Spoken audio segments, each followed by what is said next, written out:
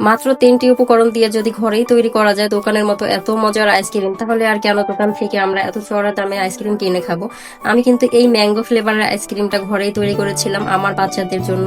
আর মাশাআল্লাহ, এই আইসক্রিমটা খেতে এত বেশি মজা হয়েছিল, যে কয়জনে খেয়েছিল সবাই বলেছিল অনেক বেশি মজা হয়েছে। তো এখন থেকে ভাবছি আর দোকান থেকে চড়া দামে আইসক্রিম কিনে খাবো না। যখনই আইসক্রিম খেতে ইচ্ছে করবে বাসায় এইভাবে আইসক্রিম তৈরি করেই খাবো আর বাচ্চাদেরকেও খাওয়াবো। আর আজকের এই রেসিপিটা ফলো করলে আশা করি আপনারাও আপনাদের বাচ্চাদেরকে খুব সহজেই অল্প খরচে বাসায় আইসক্রিম তৈরি করে খাওয়াতে পারবেন।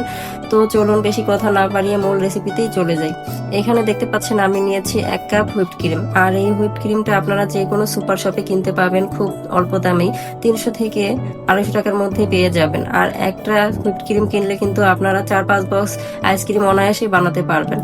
তো এখানে হচ্ছে আমি ক্রিমটাকে প্রথমে একটু বিট করে নিয়েছি, লো স্পিডে 1 মিনিটের মতো বিট করে নেওয়ার পরে হচ্ছে আমি এখানে দিয়ে দিয়েছিলাম কনডেন্স মিল্ক 1/2 কাপের মতো। আপনারা যদি একটু মিষ্টি বাড়ায় খেতে চান তাহলে আরো একটু বাড়ায় দিতে পারেন চাইলে। তো আমরা যেহেতু মিষ্টিটা কম পছন্দ করি তাই 1/2 কাপ কনডেন্স মিল্কই আমি দিয়েছিলাম। তো কনডেন্স মিল্ক দেওয়ার পরে হচ্ছে আমি আবারও বিট করে নিয়েছি। তারপরে হচ্ছে আমি একটা আমের পিউরি পুরোটাই এখানে দিয়ে দিয়েছি। আর আমের পিউরিটাও এখানে 1 কাপের মতোই ছিল। আর তারপরে হচ্ছে এখানে আমি দিয়ে দিচ্ছি ভ্যানিলা এসেন্স। আমার কাছে ম্যাঙ্গো এসেন্সটা ছিল না, শেষ হয়ে গিয়েছিল, তাই ভ্যানিলা এসেন্সটাই দিয়ে দিচ্ছি। আর এটা দিয়ে এখন ভালো করে আমি বিট করে নিচ্ছি এই আইসক্রিমের মিশ্রণটাকে।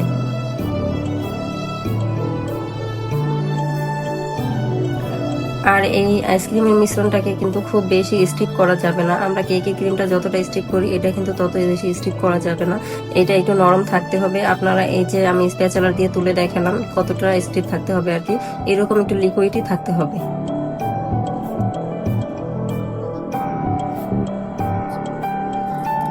তো আপনারা দেখতে পাচ্ছেন আমি বিটারের কাটা 2টা খুলে নিয়েছি। আর এখন বিটারের কাটার সাথে অনেকগুলাই আইসক্রিমের মিশ্রণ রেখে আছে, সেইগুলোকে যতটুকু পারছি আমি নিয়ে নিচ্ছি স্প্যাচুলার সাহায্যে।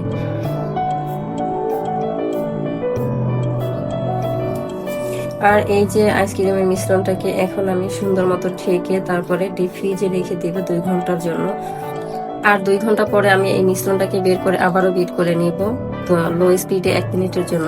আমি আসলে আইসক্রিমটাকে ডিপ ফ্রিজে রেখে বাইরে চলে যাওয়াতে খুব বেশি সময় হয়ে যায়, যার জন্য আইসক্রিমটা মোটামুটি অনেকটাই সেট হয়ে যায়। তাই এটাকে আমি বিট করতে পারতেছিলাম না, একটু কষ্ট হচ্ছিল, সেই জন্য আমি এটাকে বাইরে রেখে দিই কিছু সময়ের জন্য। এবং যখন এটা নরম হয়ে যায় তখন আমি বিট করে আবারও ক্রিমি টেক্সচারে নিয়ে আসি এবং এটাকে বক্সে সেট করতে দিয়ে দিই, ডিপ ফ্রিজে রেখে দিই সারা রাতের জন্য। আর এই আইসক্রিমটাকে যদি আরো একবার বিট করা যেত তাহলে বেশি ভালো রেজাল্ট পাওয়া যেত, আরো বেশি ক্রিমি হতো আইসক্রিমটা। তো এখন যেহেতু রাত 12টার মতো বাজে, তো আমার পক্ষে সম্ভব ছিল না রাতে আবার 2টা বাজে উঠে এটাকে বিট করার জন্য, কারণ ঘুমালে হয়তো টের পাবো না। তো যাই হোক, এখন আমি এটাকে একটা আইসক্রিমের বক্সে নিয়ে নিচ্ছি। আর আমার এখানে যতটুকু আইসক্রিমের মিশ্রণ ছিল তাতে করে এরকম একটা বক্সে 1 বক্স হয়েছিল। আর আইসক্রিমের যে লম্বা ইয়াগুলি ছিল সেটার মধ্যে 4টা আইসক্রিম হয়েছিল। তো এখন এই তো আমি এটাকে ডিপ ফ্রিজে রেখে দিব সারা রাতের জন্য। আর সকালে আমরা আশা করি এটাকে খেতে পারবো। আর আমার ভিডিওটি আপনাদের সবার কাছে কেমন লাগলো অবশ্যই কমেন্ট করে জানাবেন। ধন্যবাদ সবাইকে।